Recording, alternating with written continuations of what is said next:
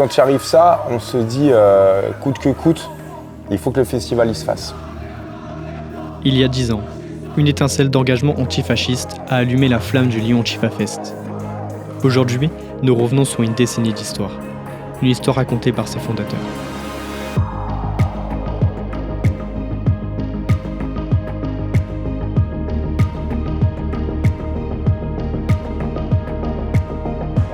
Un petit clap. Allez. Ah bon. Commençons par explorer le fondement de leur combat. Qu'est-ce que l'antifascisme ? L'antifascisme est un mouvement politique et idéologique qui s'oppose au fascisme, et plus généralement à l'extrême droite. Ce mouvement cherche à contester et à combattre activement les principes et les pratiques associés au fascisme, en promouvant les valeurs de la démocratie, des droits de l'homme, de la justice sociale et de l'égalité.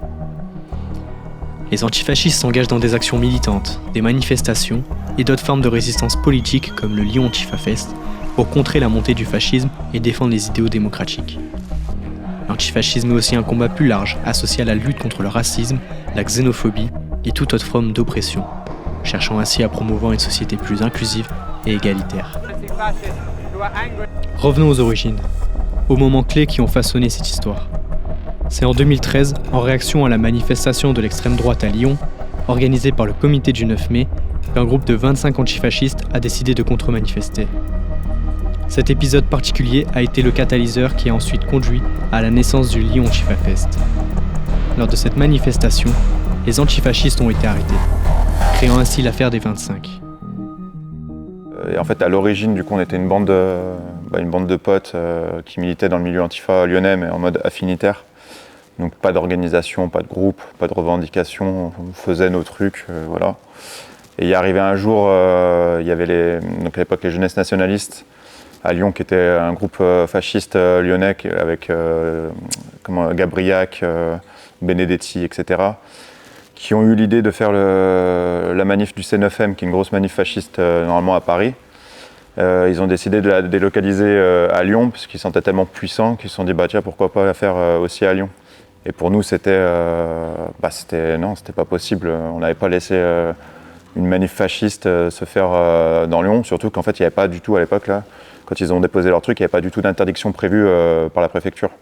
Et on s'est dit, bah, si personne ne fait rien, donc c'est-à-dire si les partis politiques de gauche ne s'organisent pas pour ça, si la préfecture annule pas leur truc, nous, on va s'organiser de manière autonome. Et on va arrêter leur manifestation de manière radicale. Donc on s'est organisé en sorte de pseudo-bloc qui devait prendre de l'ampleur. Enfin, le plan était tout préparé. Il a un peu foiré en fait à la fin et en gros arrivé à 100 mètres de la manifestation des fascistes, notre petit groupe qui amenait le matériel en fait s'est fait encercler par la police. On était 25. Et là, tout s'est arrêté. Donc, aux quatre coins de Lyon, dans les commissariats de Lyon, pendant 48 heures. Grosse affaire, en gros. Du coup, elle aura été appelée l'affaire des 25. Donc, 25 antifascistes, donc plusieurs avocats, beaucoup d'argent à sortir pour ça. Et surtout qu'on ne savait pas si on allait avoir des grosses amendes, voire pire. Et on s'est dit, il faut trouver une solution pour attirer le regard sur Lyon, par rapport à ce qui se passe avec les fascistes, attirer le regard sur cette répression et surtout récolter de l'argent. Et dans le groupe, on était plusieurs déjà à être du milieu concert, punk, rock, rap. On s'est tous rencontrés un peu dans la scène musicale. Et notre rêve en gros de gamin à l'époque, c'était de faire un festival. Et on s'est dit, là c'est l'occasion de faire un festival. Et de créer le Lyon Antifa Fest. Donc l'idée est partie d'une répression en fait au départ unique, un concert unique en fait pour récolter de l'argent. Et de ce concert unique qui a été une grosse réussite, on s'est dit pourquoi pas le pérenniser sur les autres années et en faire un rendez-vous annuel sur Lyon contre la répression des mouvements antifascistes. Donc en fait cette répression elle arrive au mois de juin. Non, au mois de mai. Au mois de mai, donc 2013. Et juste un mois après qu'on décide de cette répression et un mois après qu'on décide de faire ce festival, il y a la mort de Clément Méric à Paris, donc début juin, donc de la même année. Donc ce qui nous remotive encore plus à dire qu'il faut vraiment qu'on fasse quelque chose. Et septembre aussi arrive la mort de Pavlos Fissas, donc un rappeur grec qui a été tué par le groupe fasciste Obdoré donc à Athènes. Et pour nous, c'était plein de signes qui montraient qu'il fallait que ça soit gros et il fallait vraiment porter un message. Donc voilà, c'est aussi la même année que se crée le groupe antifasciste Lyon et environ sur Lyon, donc 2013 aussi. Donc c'est vraiment une année bouillonnante au niveau de la lutte antifasciste sur Lyon, ce qui fait qu'il y a eu quand même beaucoup de gens qui sont venus. D'ailleurs, je rajouterais que depuis 10 ans, le festival en fait reste et restera toujours en hommage justement à Clément et Pavlos qui ont été assassinés quelques mois avant la première édition du festival. Donc ce festival, il leur sera dédié à jamais. Quoi. Plongeons maintenant dans les premières années du Lyon Antifa Fest. Des premières soirées aux premiers concerts, chaque moment constitue une étape essentielle. Les fondateurs nous livrent leurs souvenirs, les défis relevés et l'évolution du festival. La première année, elle s'est voulue très marquée justement de cette scène punk rock et militante. Parce que même si on a voulu mixer les styles, même sur les groupes de rap, on est resté vraiment dans ce milieu purement militant. Donc c'est quelque chose qui a très très bien fonctionné la première année parce que ce festival, vraiment, on a fait 2 soirées sold out la première année. Yeah. Sur la deuxième année, on reste un petit peu dans cet esprit, alors DIY, mais pas que, parce que nous l'idée première de ce festival, c'était de se dire on veut faire un truc bien, carré, avec des moyens techniques, une belle salle, des beaux groupes. On a toujours voulu faire quelque chose de très carré, en fait, justement pour montrer que les luttes libertaires pouvaient être tout aussi bien organisées que des choses beaucoup plus mainstream. Donc la deuxième année, on continue sur cette voie-là. Et surtout, on continue à mélanger, je sais pas si on l'a dit. À mélanger les styles, toujours punk rap. Donc c'était sur la même soirée, il y avait du rap, du punk, du ska, enfin c'était vraiment tout mélangé. Exactement. Et là, c'est vrai que sur le bilan du festival, on se dit que en fait, c'est bien, mais quand on fait ce festival-là, en fait, on continue de toucher les mêmes personnes qu'on touche tout le temps. Donc, on ne voulait pas que le festival devienne un festival fait par des antifas, pour des antifas, avec des antifas. Et on s'est dit, non, en fait, c'est dommage, parce qu'il y a énormément de groupes et de personnes qui s'intéressent à nos luttes et qui, finalement, ne sont pas plus intéressés que ça du festival, ou alors, quand ils vont voir les noms des groupes et qu'ils vont aller écouter, c'est pas quelque chose qui va leur parler. C'est là que, du coup, sur la troisième année, on a décidé, en fait, déjà de splitter les soirées, donc de faire une soirée plutôt consacrée au rap dans sa grande famille et une autre au rock, pareil, dans sa grande famille, donc du punk rock au métal, etc., en passant par le rock pop. Et du coup, cette année-là aussi, on s'est dit, on a une vraie salle, on fait payer des préventes. C'est la première année qu'on faisait les préventes, la troisième édition. Et on s'est dit, on va essayer d'inviter des têtes d'affiche. Donc, c'est resté quand même des têtes d'affiche d'un milieu quand même restreint du hip-hop, mais c'était quand même Kazay et la Secret Connection. Et c'était le défi, est-ce que ces groupes viendraient à notre festival, donc c'était déjà le premier défi d'avoir des groupes connus qui viendraient, et ça a marché. Et du coup c'est notre premier sold out sur cette soirée là, le Kazay, la Scred. Mais du coup c'était la première édition sold out et qui refera parler d'elle un peu plus tard dans l'histoire. C'est vrai que cette édition là elle a été marquante. Parce que les autres années, effectivement, on avait déjà fait le plein, mais là, c'est la première fois qu'on mettait les préventes. Donc, en avance, on a la salle qui est remplie. C'est la première fois qu'on s'ouvre à des groupes qui ne sont pas du milieu. Le festival, il évolue vraiment sur cette troisième année-là. Ensuite, sur la quatrième année, on continue dans le même esprit. Sur la cinquième année, on a décidé de faire un petit peu d'autres choses aussi à côté. Donc on a organisé une soirée qui s'appelait Metalheads for Refugees, Donc là, on a fait une soirée donc, au mois de septembre qui était une soirée, mais vraiment métal avec des groupes, tout ce qu'il y a de plus métal extrême, en soutien du coup aux réfugiés. Dont Napalm Death quand même. Voilà, dont Napalm Death qui est c'est un plus gros groupe dans le monde de grindcore. Il y avait B-Naked aussi, qui est un groupe français, qui est un très gros groupe français du style. Worst Nation, qui complétait l'affiche. Et c'est vrai que là, cette année-là, on s'est dit on va faire un petit peu autre chose. Donc après, s'en est suivi pas mal de petits comme de grands concerts en dehors du lieu Antifa Fest, puisque du coup on a créé l'AFPROD, qui est on va dire l'organisation qui gère aussi bien sûr le festival, mais aussi tous les autres petits concerts. Donc voilà, c'est là qu'il y a eu encore un autre tournant avec une organisation de concerts en dehors du LAF. L'évolution et le travail s'opèrent comme un pivot majeur dans le parcours du festival.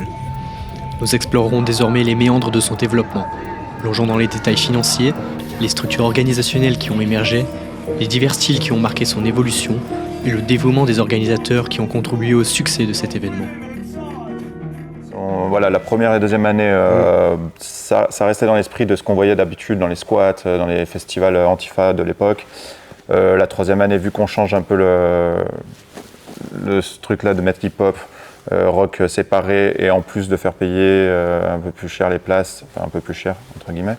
Et puis ce qu'on peut rajouter là-dessus aussi, du coup, c'est que pour nous, quand on organise un festival comme celui-ci, il y a deux choses qui sont importantes.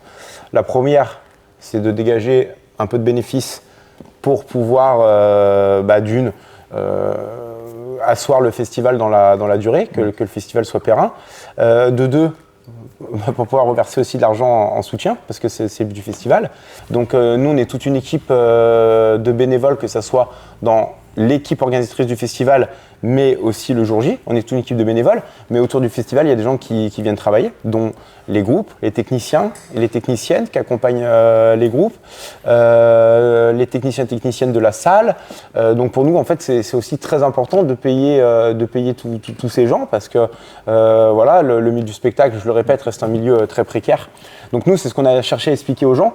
On leur a dit, alors ok, on va faire des places. Alors quand on parle de places qui ont augmenté, on parle de places qui coûtaient 15 €. Donc c'est-à-dire que pour 30 €, tu avais 2 soirs de concert dans une belle salle avec des beaux groupes. Évidemment que on peut comprendre ces critiques-là, mais nous, ce qui est important, c'est de dégager des fonds, mais aussi de pouvoir payer les gens qui venaient participer à ce festival. Puis on a pu avoir quelques années, alors c'est pas tout le temps parce que le festival coûte énormément d'argent, et c'est pas tout le temps qu'on arrive à faire assez de bénéfices pour garder, comme il a dit, une somme d'argent pour asseoir le festival dans le temps, et dégager une partie qui ira en soutien à différentes organisations lyonnaises. Mais par exemple, la première année, c'était une réussite, le festival, ça a payé tous les frais d'avocat des 25 antifascistes. Et chaque année, on regarde un peu l'actualité, les groupes, c'est un peu décidé au coup par coup par rapport à l'actualité politique lyonnaise. Et on essaye tout le temps de faire un petit effort, même des fois s'il est très petit ou des fois il est plus grand. Mais il y a toujours ce truc-là de l'argent que les gens mettent dans la place de concert. Une partie ira au soutien aux divers luttes antifascistes, divers lieux. À cause des critiques qu'on a reçues justement la troisième année, de créer une troisième soirée. Donc se rajouter encore du boulot. En fait, on faisait le jeudi, vendredi, samedi. L'idée, c'était aussi que sur c'est vrai que ça a été un autre tournant, c'était de se dire, ok, on entend ces critiques, du coup, on va peut-être rajouter une autre soirée qui serait à prix libre. Et dans les nombreuses critiques, il y avait aussi le fait de faire des très grosses têtes d'affiche, où les gens disaient, alors ok, c'est bien, vous payez, machin, etc. Alors, bien sûr qu'il y a énormément de légendes qui tournent autour du prix des groupes, et en plus, on l'a pas encore précisé, mais je pense que 90% des groupes qui sont venus jouer ont fait des efforts financiers. Donc le jeudi, on en a profité pour, faire une soirée en prix libre et aussi inviter des groupes locaux ou alors des groupes plus de la scène alternative française. Donc ça faisait quand même pas mal de taf, parce que notre équipe est quand même... Alors le noyau dur du Lyon Antifa Fest, c'est... On va dire au plus gros, c'était 8-10 personnes au plus gros. Alors ça, c'était 8-10 personnes, mais c'était la première année. C'était la première année, et sinon on est pratiquement à 6 depuis plusieurs années. Donc c'est un noyau dur petit, 6 personnes qui prennent toute la pression et l'organisation pendant 1 an. Après, comme il a dit, il y a quand même beaucoup de bénévoles qui viennent, donc, dont des gens du groupe antifasciste Lyon Environ, du milieu autonome lyonnais, des librairies, enfin c'est quand même assez mixte. Des gens complètement lambda en fait voilà. aussi qui ont juste voulu un petit peu s'investir une fois dans l'année sur un événement militant et qui voilà, par connaissance de connaissances, j'aimerais bien être bénévole au festival, voilà, pourquoi pas. Donc, après c'est vrai qu'on s'est rarement dit, enfin même je pense jamais, on arrête. Il y a eu, comme dans toute aventure humaine, il y a eu des hauts, des bas. Il y a des années, on s'est retrouvés à 2 à l'organiser, ce festival. C'est vraiment, c'était compliqué, mais on l'a fait. La volonté, même dans les coups durs, c'était... Bon, on laisse passer le coup dur, on le gère. On le gère, mais du coup, on reparle après de comment on peut améliorer pour pas lâcher comme ça. Même, on en parlera un peu plus tard, mais tous les déboires qu'on a eu les dernières années où là, pour le coup, on a failli arrêter, mais c'était pas un arrêt, c'était un arrêt un peu coup de gueule. Même là, on s'est dit un jour, faut qu'on relance quelque chose, faut qu'on trouve une solution pour pouvoir relancer ça. Dans la continuité de notre exploration, l'histoire ne se limite pas à ces moments initiaux.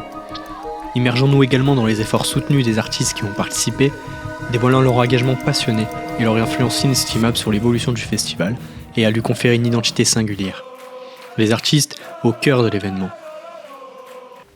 Du coup, dans le festival, effectivement, il y a les bénévoles, il y a les organisateurs, il y a les différents partenaires, mais il y a aussi les groupes de musique. Et c'est vrai que tous les groupes de musique, 90%, ont vraiment joué le jeu en baissant beaucoup leur cachet pour les très grosses têtes d'affiche, voire même certains groupes qui nous ont proposé de venir complètement gratuitement. Voilà, pour nous, c'est vraiment important de le souligner parce que, en fait, sans les groupes, il n'y a pas de festival. Et puis, il y en a qui nous ont particulièrement plus marqué que d'autres parce qu'il y a des groupes qui étaient des groupes de copains. Il y en a qui sont devenus des copains. Donc, c'est vrai que voilà, on a cité Tonio tout à l'heure, J'aurais voulu, Brigada, il y a eu Sans mêler. Voilà, il y a eu vraiment des artistes qui étaient soit des proches, soit qui sont devenus, qui ont joué. Et puis il y a d'autres groupes, et notamment on ne peut pas ne pas citer et parler d'eux, Los Tres Puntos, parce que Los Tres Puntos, c'est un des groupes qui a répondu présent dès la première édition, en jouant plus que le jeu pour venir soutenir le festival. Et puis c'est un groupe qui a été là, qui a été présent en fait à nos côtés tout au long de l'histoire, non pas du Lyon Antifa Fest, mais de l'AFPROD. Et Los Tres, en fait, à chaque fois qu'on a eu un coup dur, a été là pour nous soutenir. Et c'est vrai que ce groupe-là, il fait quasiment partie prenante de l'organisation du festival, tellement qu'ils nous ont toujours soutenus. Et notamment la dernière soirée, celle après l'épisode Vauquier, prison, etc. Ils étaient aussi sur cette soirée-là avec la Brigada. Et ils ont fait un show, parce que là du coup on n'avait pas trop de coupures de musique, donc ils ont un peu exagéré le set. Mais ouais, c'est que des bons souvenirs avec eux. Puis on a quand même pas mal bougé aussi avec eux sur d'autres concerts en dehors du Antifa Fest, etc. quoi. Donc ouais, c'est une petite dédicace quand même pour eux. Ça fait vraiment, c'est le groupe fil rouge de notre festival avec plein d'anecdotes. Tiens, je vais quand même en raconter une. Il y en a une avant, on les a fait jouer. Alors c'était quelle année? C'était pas la première année, mais on les a fait rejouer un peu plus tard. Et juste avant, dans l'année, on était allé les voir en soutien dans un village à côté de Lyon. C'était un concert gratuit.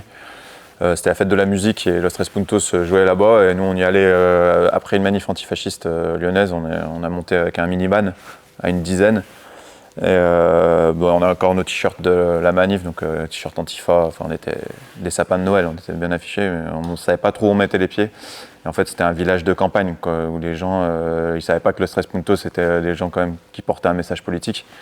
Du coup, nous, on fait le concert, tout se passe bien, voilà, sauf qu'on s'affiche un petit peu, parce qu'on connaît les chansons par cœur, on monte sur scène, voilà. Et là, il y a un pote qui va commander une bière et il tombe sur une dizaine d'identitaires qui ont eu le temps de s'appeler, le temps du concert. Et du coup, une bagarre éclate et nous, quand on essaie de se défendre, c'est qu'on se défend contre les gamins des villages, en fait. Donc on n'a pas du tout d'amis autour de nous qui essaient de nous aider. Et on se prend tout le village sur la gueule, dont des gens des Los Tres Puntos qui rentrent dans la bagarre et qui se font taper aussi même par les organisateurs du concert, quoi, qui les reconnaissent plus. Enfin, un gros bordel, grosse bagarre de village. On part tous blessés le plus vite possible du village dans notre van avant que la gendarmerie arrive. Donc ça reste, les Los Tres Puntos, je pense que ça reste aussi dans leur mémoire. Et le soir où ils viennent au festival, donc un an après, ils viennent tout. Des potes sont allés démonter le panneau du village et du coup l'a brandi dans le festival et du coup c'était marrant parce que tout le groupe a un peu arrêté de jouer, a rigolé et du coup ils ont fait monter le panneau sur scène et ils ont raconté cette anecdote-là du coup avec nous. Donc voilà, ça fait partie de certaines anecdotes qu'on a avec ce groupe. On revient à présent sur la polémique autour du festival Antifa prévu au CCO de Villeurbanne au mois de décembre. Après avoir exploré les prémices et l'évolution du Lyon Antifa Fest, focalisons-nous désormais sur les difficultés et les controverses qui ont ponctué ce festival. La deuxième édition a été super bien, les groupes trop bien, etc.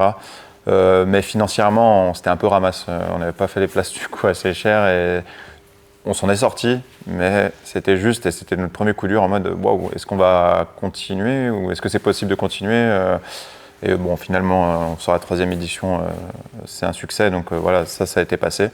Et on n'a jamais eu de gros coups durs jusqu'à le Covid, mais le Covid, comme on a dit, c'est tout le monde à ramasser. Et puis du coup, après arrive donc l'édition d'après Covid, où voilà, on sort une affiche un petit peu comme tous les ans, et puis un teaser vidéo dans lequel sont utilisées des images des éditions précédentes. Dont les images de la troisième édition de Original Tonio, ce que je disais, l'édition on avait fait Sold Out avec Kazé, Secret Connection et Original Tonio. Et en gros, il y a Original Tonio il a une chanson qui s'appelle ACAB, je crois. Et donc tous les flics sont des bâtards en anglais. Et chaque concert, il le fait tout le temps. À la fin de cette chanson, il fait chanter le public et tous les flics sont des bâtards. C'est un groupe qui est pas mal au stade de foot, donc c'est vraiment un chant qui se fait dans les stades. Je vais te faire niquer parce que tous les flics, c'est des bâtards. Et tous les flics, c'est des bâtards. Et tous les flics, c'est des bâtards. Et tous les flics, c'est des bâtards. Chaque année, depuis le début, on a tout le temps fait des vidéos avec l'actualité politique de l'année. Donc, je ne sais pas s'il y avait les gilets jaunes, un mix avec des gilets jaunes, les concerts qu'on allait faire. Enfin voilà, c'est un peu un exemple. Là, c'était une année, il y avait une énorme répression policière en France sur plusieurs mouvements sociaux. Bon, on va dire comme chaque année encore. C'était pas que cette année-là. Mais du coup, on décide de prendre des archives de concerts et puis voilà, de finir par ça, voilà, parce que notre concert est quand même contre les violences et les crimes policiers. Et c'était un petit pic et ça restait quand même de la liberté d'expression pour nous. C'est une chanson, hein. C'est pas nous, organisateurs, qui avons appelé le public. Voilà. Sauf que depuis notre création, c'est qu'on a augmenté en followers sur Internet. Il y a plus de gens qui nous suivent. Le groupe antifasciste Lyon Environ, pareil. Et quand la vidéo sort, tout de suite elle est retweetée par l'extrême droite parisienne. Ça redescend en fait sur l'extrême droite et la droite lyonnaise, dont Laurent Wauquiez, qui est à la région et qui est le mec qui coupe toutes les subventions de la région, pas que pour nous, mais en fait il coupe toutes les subs. Et là il s'est dit tiens, c'est l'occasion politiquement de me servir de ma lutte d'extrême droite, de l'extrême gauche. Regardez, c'est des anti-flics, tueurs de flics, etc. Et en même temps, j'en profite pour couper les subventions à une salle que de toute façon j'allais leur couper les subventions. Et du coup, on ne savait pas que ça allait prendre cette ampleur-là et que ça allait fortement impacter le festival, quoi. Donc c'est finalement une aubaine pour lui pour pouvoir couper les subventions du CCO qui l'intéresse peu. Et puis lui, ça lui permet aussi d'asseoir une certaine domination dans son camp politique. Et là, c'est vrai que c'est assez rigolo de voir des gens te contacter pour avoir des informations autour de tout ça. Donc tu te rends compte que tu es dans une spirale en fait qui est au-delà de toi et de ton festival. Donc quand il y a ce titre du Progrès qui dit un festival antifasciste subventionné, c'est quelque chose qui est totalement faux. Et du coup, pour moi, il y a deux problèmes. C'est soit que c'est vraiment un mensonge délibéré, soit que finalement le travail de journalistique n'a pas été fait, puisque du coup il n'y a pas eu ce travail de recouper les sources. Surtout que cette information, elle est facile à trouver, savoir si on a des subventions ou non. Et puis aussi, on s'est aussi rendu compte que cet enjeu médiatique, et quand la période politique finalement a été terminée, finalement tout est retombé un petit peu comme un soufflet. Ça va passer, puis ça nous fait de la pub. Donc, tu vois, on s'en foutait. De toute façon, c'est un ennemi politique. Donc, voilà, un ennemi politique qui ne nous aime pas. En même temps, c'est la logique des choses. Par contre, on ne pensait pas que ça allait nous mettre un coup dur comme ça. Et en plus, le deuxième coup dur, c'est qu'à ça, donc du coup, le CCO décide de ne pas nous faire jouer, enfin, de ne pas accueillir le festival sur cette édition-là. Voilà, pour essayer de faire tomber les choses, comme ils disent, d'essayer de reculer le truc et tout. On a cherché à droite et à gauche, mais pendant ce moment-là, un peu de galère, il arrive un gros truc sur Lyon, sur les antifascistes lyonnais, dont moi. Une grosse arrestation de 7 antifascistes lyonnais, dont 5 qui partent en prison. 4 qui partent en prison, dont moi. Donc, et du coup, vu que je suis très actif dans l'organisation du LAF, ça met un coup à tout le monde, en fait, un coup au LAF, parce qu'en fait, toutes les priorités changent, en fait, les bénévoles du groupe antifasciste Lyon environ, en règle générale, les gens du LAF et tout se concentrent sur les gens qui sont en prison, alors que c'était déjà la galère avec les trucs de Vauquier, trouver une salle, etc. En fait, quand il arrive ça, on se dit, coûte que coûte, il faut que le festival il se fasse. Et puis, nous, on va organiser le festival, et s'il y en a qui veulent mettre de côté le festival pour se concentrer sur les personnes qui sont incarcérées, pas de problème, allez-y, et puis nous, on va mettre toute notre énergie. Donc là, c'est vrai que ça a été compliqué parce que t'as ta programmation qui est déjà faite, t'essayes de trouver du coup un autre lieu, mais t'as des contraintes techniques, donc tu peux pas non plus te retrouver dans le bar tabac du coin parce que tu peux pas accueillir ce genre de groupe là-bas. Heureusement, on commence à avoir quelques ressources depuis toutes ces années-là, donc on arrive à mobiliser un petit peu les copains-copines du milieu du spectacle pour venir filer la main techniquement. Donc on trouve une nouvelle salle, et puis finalement donc au Grand Zéro à Vaux-en-Velin. Mais cette salle elle est vraiment très bien, et pour le coup elle représentait, enfin pour nous elle représente encore mieux, parce que c'est une scène un peu, alors c'est une scène, une salle qui reste avec du bon matériel et un bon agencement, etc.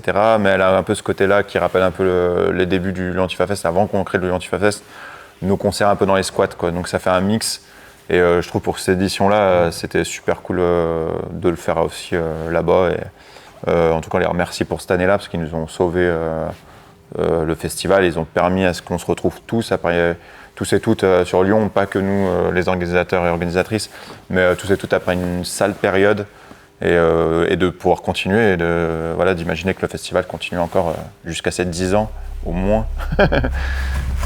Le 9 novembre dernier, la GAL a été définitivement dissoute par le Conseil d'État. La dissolution de la GAL ne fera pas taire les combats qu'elle mène et qui nous rassemblent ce soir. En réalité, ce qui leur est reproché, ce sont leurs analyses politiques qui dénoncent les idées et la violence de l'extrême droite, évidemment, mais aussi qui dénoncent les violences et l'impunité de la police. Merci le système. Comme je disais au concert là ce soir, partout où je suis allé en France, j'ai toujours trouvé la solidarité avec les Antifa, et c'est même les premiers à nous avoir protégés, fraternisés, rassurés. Donc moi c'est comme une façon aujourd'hui de renvoyer l'appareil, d'être dans ce genre d'événement où on fraternise un peu plus loin que les salles obscures, et qu'on échange des idées ensemble et tout. Donc voilà les vraies raisons pour lesquelles je suis là. C'était un événement particulier pour nous, à la fois pour la lutte, mais aussi pour tout le message que ça représente. Le fascisme augmente beaucoup trop en France, et voir en fait qu'il y a autant de personnes de réunies pour cette lutte-là. Ah ouais, c'est agréable, on est là. On est là, c'est fort. On va pas lâcher. Et donc nous aussi, on est là pour rien lâcher, et ça a été un vrai honneur de se faire convier à cet événement-là. Voilà. En 2015, on avait fait une édition au CCO Villeurbanne, et puis nous, ça nous tient à cœur de faire faire ce genre de... Fêter ça avec eux. Les 10 ans plus tard. Famille, quoi. Et puis quand on a reçu l'invite, on a tout de suite dit oui, tu vois, normal, on va venir. Et puis ouais, je trouve l'esprit, la cause, tout est... On le fait normalement, quoi. Ça nous parle automatiquement. Merci pour votre riposte immédiate et directe. Merci pour votre fraternité. Vous êtes les nôtres, on est les nôtres. Je suis pas made in France quand je vois les étudiants devant le crous faire la queue pour obtenir la moitié d'un casse-croûte. Encore un texte qu'on vilipende, ça faisait longtemps. Normal que je prenne les premiers coups si je suis toujours en avance sur mon temps. Je suis pas made in Algérie, des généraux. Un seul héros, c'est le peuple et y aura jamais à changer les rôles. Je me sens algérien comme ceux qui ne l'étaient pas à la base. Jacques Vergès, Franz Fanon et la grand-mère d'Edith Piaf. Je suis pas made in Dubaï, là-bas y'a trop de chichi. Y'a que des connards d'exilés fiscaux riches du dropshipping. Je suis plus vieux que leur archipel sorti hier de sous terre. Avec leur super tower que des indiens sous d'air. Ils ont des mots immenses, des parcs de jeux pour tout âge. Les bâtissants salissant de blast, d'Ibn Battuta. Comme une boutique de CBD qu'on appelle Bob Marley. Les rues les plus violentes s'appellent Gandhi à ce qu'il paraît.